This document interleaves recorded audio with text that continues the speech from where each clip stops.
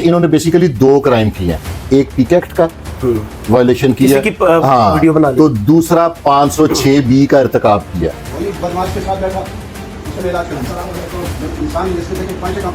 क्योंकि जिस तरह वो जोश में थे, मुमकिन है कि उनसे नेगेटिव स्टेप हो जाता, तो फिर उसकी रिस्पॉन्सिबिलिटी किसने लेनी थी? इन लोगों को अपना जो है ना कुव्वत बर्दाश्त, उसको भी कंट्रोल करना चाहिए। जिसके पास कोड़ा ना हो, उसके हाथ में टोका आ जाए तो वो मार देगा, उसके हाथ में पत्थर आ जाए मार देगा, उसके हाथ में छुरी आ जाए मार देगा। तो कहेगा जी मुझे तो मौलवी साहब ने कहा था। तो नबी के मेंबर पे बैठने वाले हैं, उन्हें अपना किरदार इतना अच्छा करना चाहिए कि लोग उनके किरदार की मिसालें देकर ना कहें कि यार ये इस्लाम है, ये इस्लाम है, ये वाला इस्लाम है। इस वजह से मैंने पसंद किया।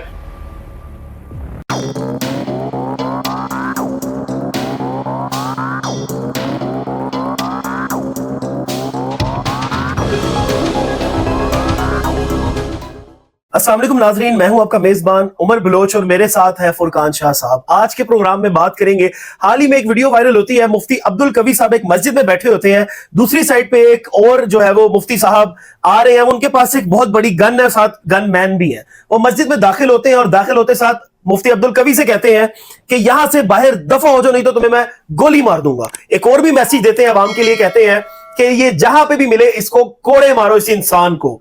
ये सारा मामला क्या था और कानूनी तौर पे हम इस मामले को कैसे देखेंगे, ये बातें तो सारी क्लियर करेंगे फुरकान शाह साहब। अस्सलाम वालेकुम जी। वालेकुम अस्सलाम। शाह जी क्या हाल है? अल्लाह का शुक्र, अल्लाह का करम। शाह जी वीडियो तो आपने देख ही ली होगी।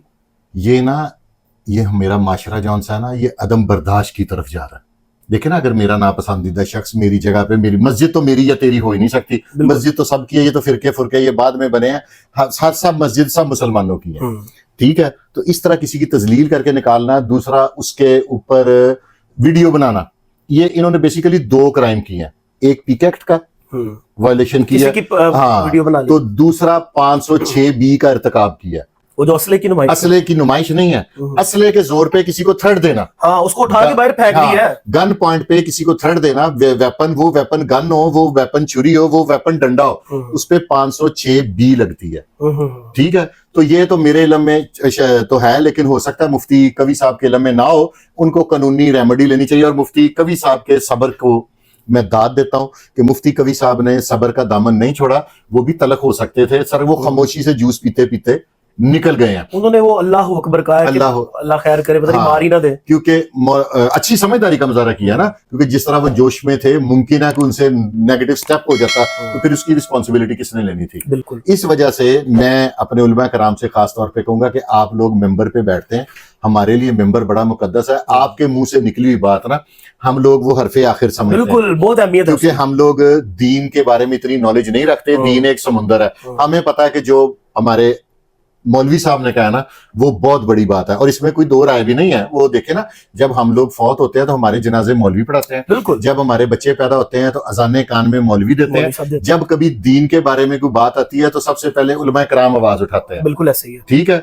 ये जो थी मजहबी दफात, हाँ, 295 सारा उन्होंने संभाला है, ये सारा वो महाज उलमा कराम ने संभाला हुआ है। लेकिन इन लोगों को अपना जो है ना कुव्वत बर्दाश्त, उसको भी कंट्रोल करना चाहिए।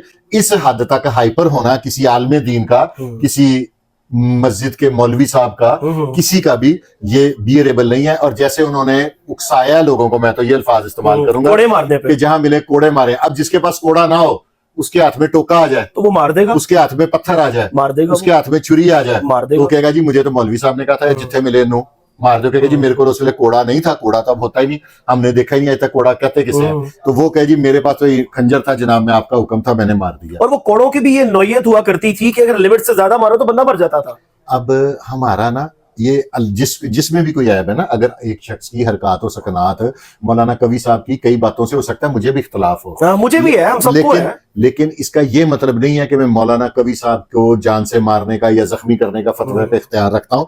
मैं ज्यादा से ज्यादा, अगर वो मुझे उनकी बहुत ही बातें नागवार गुजरती है ना, तो मेरा ये काम बनता है कि मैं मौलाना साहब से सोशल बाइकाट कर दूं, उनको प्यार से समझा दूं कि हजूर आपने मेरी मस्जिद में, मेरे घर में, मेरे दफ्तर में आज के बाद तशरीफ नहीं लानी। बिल्कुल। बजोरे गन की बेस पे किसी को थ्रेट दे के डराना और लोगों को उकसाना कि ये जहां मिले से कोड़े मार दो, इसको गोली मार दो, इसको ये नहीं, ये प्लीज, ये मैं आपसे रिक्वेस्ट करूंगा, उलमा कराम से मुमकिन है उनको बड़ा रंज हो इनकी किसी हरकत पे, इसमें कोई बुरी बात नहीं है। रंज होना, नापसंद इंसानी शख्सियत का पसंद या नापसंद होना, ये अपने, अगर इनकी हरकत गलत है तो फिर वो जो है चाहत फतेह अली खान, उसकी तो 10,000 चीजें गलत है, बहुत है, अनगिनत ऐसे लोग पड़े अनगिनत हुए है, हैं। ऐसी बड़ी दुनिया पड़ी है, तो क्या हम उनको जान से मारने के फतवे देने शुरू कर दें? शाह साहब, जब हमारा रब जो है वो बाइकआउट नहीं करता, बेशक वो कहता है तुम बार बार गुनाह करो, लेकिन अपने रब, एक आयत है, मैं यहाँ पे कोट करूंगा, अल्लाह पाक फरमाते हैं कि मेरे वो बंदे, मुखातिब करके मौलाना साहब जैसे और हम जैसे लोगों को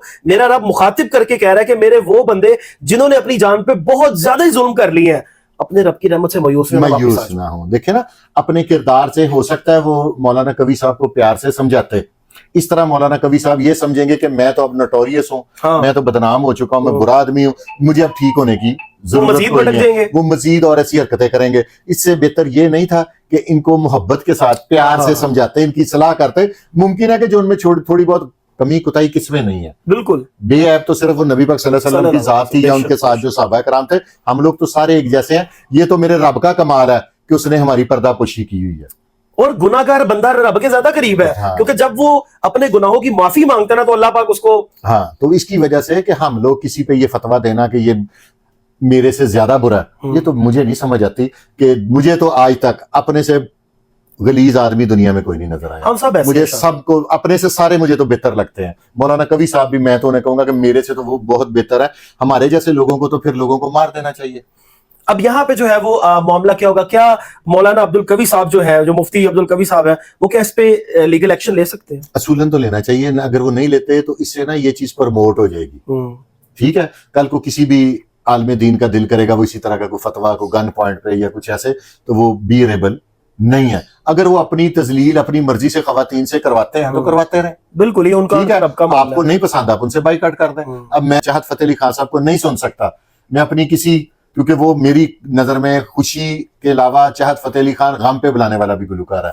किसी के घर फुल हो, फौतगी हो, वहां पे भी वो काम चल सकता है, क्योंकि वो अच्छे भले बंदे को ब्लड प्रेशर हाई करके रुलाना गमगीन कर देता है। तो अब मुझे नहीं, उनकी गायकी बहुत अच्छे गुलकार हैं, लेकिन मुझे नहीं समझ आती, मैं उनको नहीं बुलाता। बिल्कुल, आप गन पॉइंट पे उसको मना नहीं कर मना नहीं, मैं उनको, अब मैं किसी महफिल में जाऊं, वहां पे चाहत फतेह अली खान साहब अपने फन का मुजाहरा कर रहे हो, तो मैं वहां पे गन पकड़ के तू हथों निकल जा, लोगों को कोई इसको संसार कर दो, नहीं ये बात ठीक नहीं है। आपकी पसंद नापसंद अपनी है, अल्लाह का और बंदे का मामला है। अल्लाह को पता है कि कौन सा बंदा किस दर्जे पे मैंने रखा हुआ है, उसको पता नहीं किसकी क्या अदा पसंद है। उसने आज तक, मेरे परवरदिगार ने किसी का रिज़्क बंद नहीं किया उसके गुनाहों की वजह से, किसी की जिंदगी में तंगियां नहीं लेके आया गुनाहों की वजह से, ठीक है। वो हर टाइम उसका माफी का दरवाजा उसने खोल के रखा है, कहने तू एक दफा, बेशक तू एक दफा मेरे पास आ, मैं तुझे देख माफ कैसे करता।